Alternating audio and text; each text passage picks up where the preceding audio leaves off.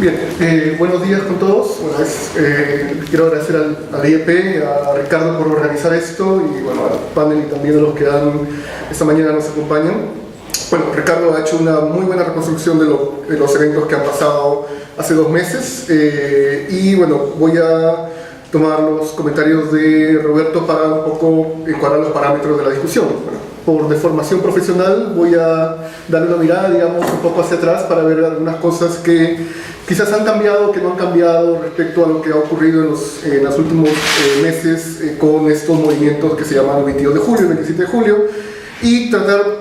más que plantear respuestas, quizás abrir a otros temas, algunas preguntas, para contar también con la colaboración de ustedes en tratar de entender si esto es parte, digamos, de una oleada mayor global o en todo caso responde a dinámicas diferentes, ¿no? Para los historiadores una protesta es una mina de oro, ¿no? En varios sentidos, en el sentido en que rompe con lo usual, permite entender procesos a veces que en épocas tranquilas o en épocas calmadas no se dan y porque además también le da una cierta visibilidad y voz a actores que de otra manera quizás no podrían tenerla o no, de la cual no sabríamos, ¿no? A nivel de expedientes judiciales, a nivel, digamos, de persecuciones, a nivel de castigos, a nivel de reclamos y todo eso. Entonces, los historiadores somos muy cercanos al hecho de trabajar protestas y de utilizarlas como una ventana para entender ciertos momentos, ciertas coyunturas y después también para tratar de plantear preguntas mayores, ¿no? Esto se dio sobre todo en los 70s, en los 80s, al abrigo de la historia social, en la cual básicamente lo que hicimos fue analizar rebeliones, contar rebeliones y tratar de explicar el pasado del país en torno a esos fenómenos, digamos, coyunturales. En ese sentido, la lectura histórica ha sido una lectura a través de rupturas, nos hemos especializado en eso, pero también creo que hay que entender, digamos, estos momentos o estos actores que no participan en protestas, y en ese sentido, el 22 de julio y el 27 de julio, estos movimientos locales, acá en Lima, nos brindan una oportunidad bastante interesante y muy buena para tratar de entender el presente, que a veces es algo que los historiadores no hemos hecho o que venimos haciendo poco a poco en los últimos años, ¿no? A mi entender, digamos, hay toda una suerte de dimensión temporal que se puede ir en los últimos 250 años, desde lo que se conoce como épocas de revoluciones democráticas, desde 1750 en adelante, con esos fenómenos occidentales y que terminan, o en todo caso, encuentran una suerte de momento actual en los indignados, ¿no? Además es interesante, como lo ha planteado Roberto, trabajarlo más que a nivel de coyunturas o hechos aislados, a nivel de digamos, contextos, a nivel de ciclos, para entender un poco mejor cómo dialogan los espacios locales con los espacios mucho más amplios. A nivel de espacio, obviamente, todos hemos sido testigos de lo que ha venido pasando en los últimos meses y años, desde lo que es la primavera árabe, el invierno chileno, lo que tiene que ver también con Brasil, con España, el movimiento Occupy en Estados Unidos, ¿no? Y uno como que siente la tentación de pensar, bueno, y lo que ha pasado en Lima, ¿por qué no puede ser parte de eso, ¿no? Entonces, y acá a veces se puede caer en una trampa, el hecho quizás de forzar demasiado el análisis de este movimiento, y por otra parte el hecho de que si no encaja en estas características, descartarlo, ¿no? Como si fuera un movimiento más. Entonces, mi propuesta se engloba un poco a la mitad de esto, a la mitad porque los análisis que hemos hecho en los últimos años como historiadores ha tendido a hacer eso, ha tendido a analizar a veces movimientos o protestas muy concretas, desde protestas locales, de pueblos, a veces regiones o un poco mayores, y tratar a veces de insertarlas en situaciones mucho más amplias, y desde el otro extremo también estudiar también protestas que responden a dinámicas locales, pero que no se busca explicar en un ámbito mayor, ¿no? Curiosamente, en los últimos meses han aparecido libros bastante interesantes escritos por historiadores sobre protestas, como si fuera una suerte de retorno de este marco de estudios, ¿no? Por ejemplo, protestas regionales, sobre todo el caso del libro del diputado Carlos Hurtado sobre Jauja, el caso de Manuel Valladares sobre la huelga del 77, o el de Mark Carey, que menciona una protesta en Huaraz en los años más recientes. Y esto nos lleva a pensar un poco de qué manera podemos hablar de una nueva ola, como la de indignados, en el caso peruano, dentro de este ámbito local.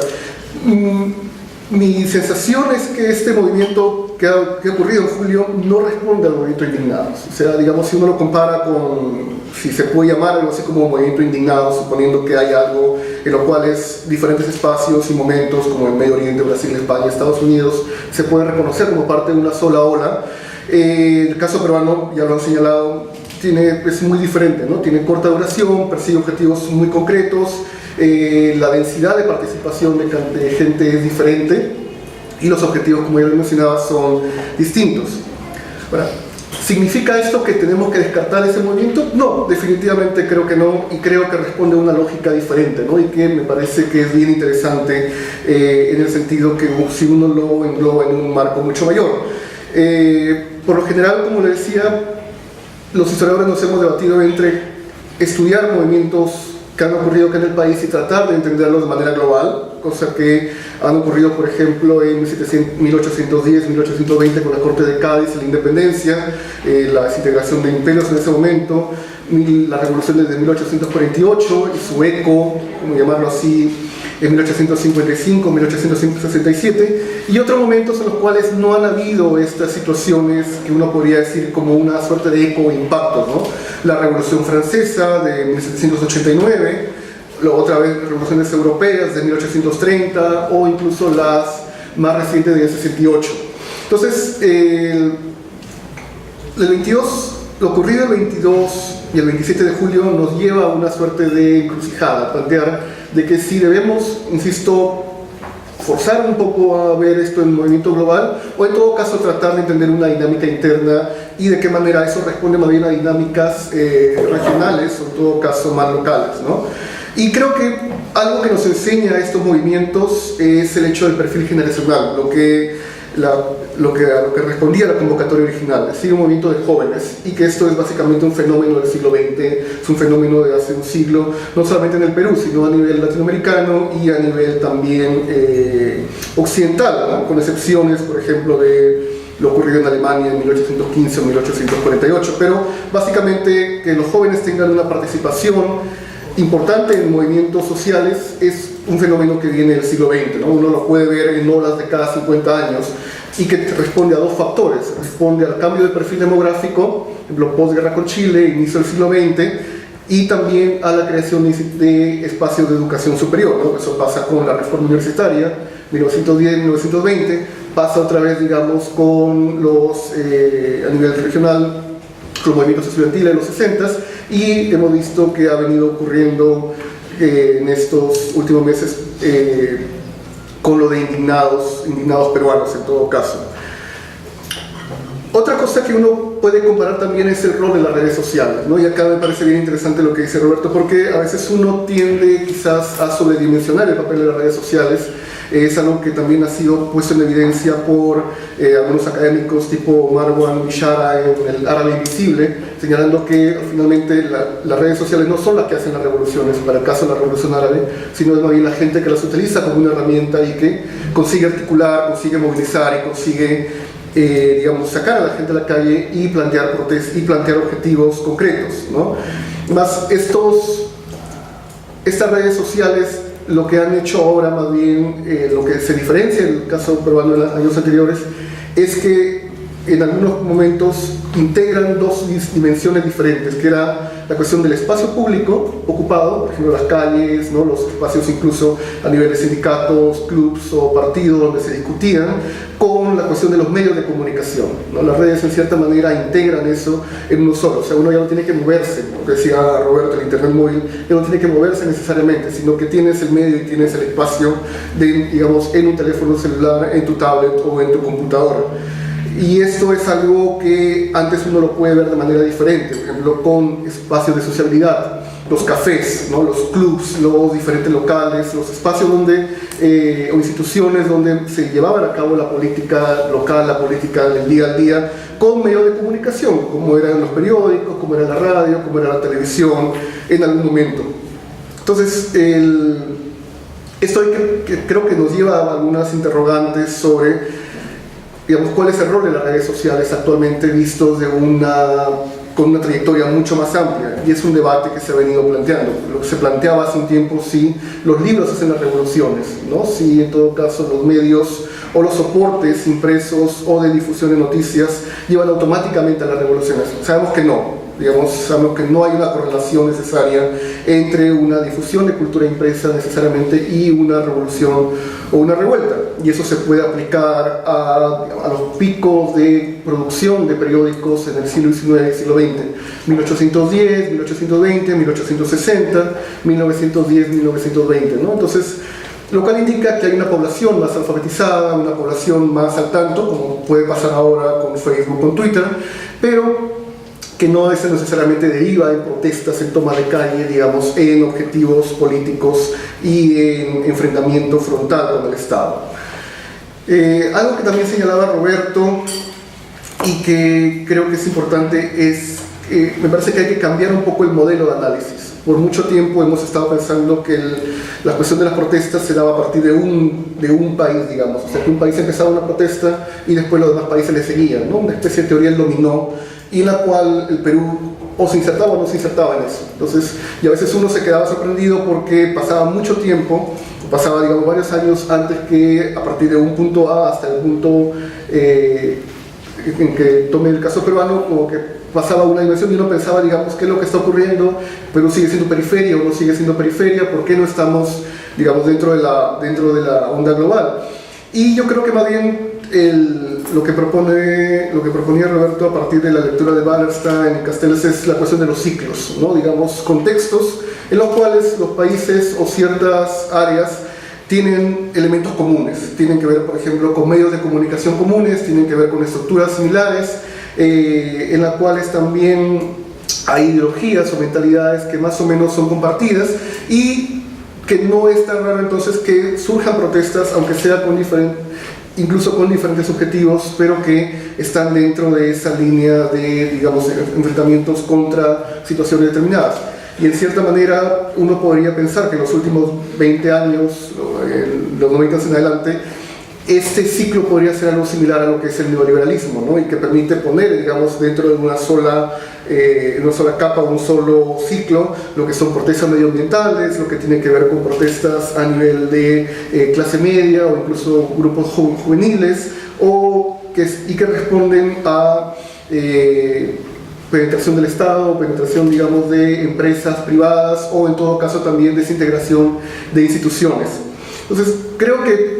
hay que analizar, mi impresión es que hay que analizar, digamos, ese tipo de situaciones dentro de un marco más amplio, y que hay que tomar en cuenta que el caso peruano a veces puede responder, como no necesariamente a estos casos globales, pero siempre y cuando dentro de una dimensión mucho mayor. De lo contrario, vamos a estar viendo casos aislados, ¿no? Que es lo que a veces nos ocurría en el pasado, sin que tratemos un poco de integrarlos en un ámbito mucho mayor. Por eso es que si algo me parece que se puede ver en estas protestas del 22 y el 27 de julio, que es algo que se ha venido dando en las últimas décadas o incluso periodos, es lo complicado que resulta articular diferentes grupos o agendas, en el caso peruano, ¿no? Además también estas protestas, digamos, de mayor duración, obviamente, digamos, como le decía, en los casos que se vienen dando, pero creo que también hay cosas muy positivas en estas situaciones. Por ejemplo, el hecho de que sí se ha logrado tener objetivos concretos, sí se ha logrado conseguir objetivos concretos, como era en este caso la cuestión de, digamos, la protesta contra lo que se llama la repartija, ¿no? También esto permite estudiar si hay una suerte de hitos o de quiebres en lo que se considera protestas. También una cosa es que quizás hemos esencializado las protestas o la protesta a la calle quizás como la única solución, ¿no? Y si no, convendría ver otro tipo de protestas, o qué pasa, por ejemplo, con la gente que no protesta, de qué otras maneras hay una suerte de reclamos por parte de la ciudadanía. O sea, si es más efectivo salir a la calle, o en todo caso poner un like, ¿no? O retuitear, o en todo caso poner tu firma, como decía Roberto, en change.org, como se viene haciendo ahora para el tema de la unión civil, ¿no? Entonces, ¿y por qué no todas las cosas que, digamos, que uno podría protestar, por qué no eso se traduce en protestas a la calle, ¿no? De ser así, uno tendría que estar protestando cada 3 días por las cosas que hace a veces el gobierno, o por las cosas que uno quiere cambiar. Y en ese sentido creo que hay que analizar, digamos, también esto de una manera más amplia, no tanto que la protesta no es únicamente la protesta en la calle, me parece que es algo, sí es una forma, ¿no?, que ha tenido mucha vigencia y que en ese momento están existiendo dos dimensiones, una quizás más moderna con la cuestión de las redes sociales, con la forma de articulación y organización que se vienen dando, pero que también responden a patrones un poco de mediano y largo duración, ¿no?, como la idea de sindicatos, como la idea de organizaciones, como la idea, digamos, de pasarse la voz, también a veces por periódicos o boca a boca. Entonces, en eso sí creo que hay que replantear también el papel de los jóvenes. No me parece que haya que descartarlos sencillamente o ponerlos en extremos, como se ha venido haciendo, como que pensar que solamente ellos son los que únicamente deben cargar con toda la cuestión de la responsabilidad por cambiar la sociedad en base a las protestas, porque es una forma también nosotros de renunciar, los que ya no somos jóvenes, creo, de renunciar, digamos, al hecho de participar en esta situación, o en todo caso de caracterizarlos como se venía haciendo hace un tiempo, ¿no?, como una generación perdida, o como se hace ahora esa generación del milenio, ¿no?, de los años 2000, es la generación yo, ¿no? Yo creo que sí hay una conciencia por parte de ellos, y lo que están haciendo es sencillamente continuar con sus propias herramientas y con sus propias, digamos, expectativas, algo que se ha venido haciendo hace mucho tiempo, ¿no?, que son estas situaciones de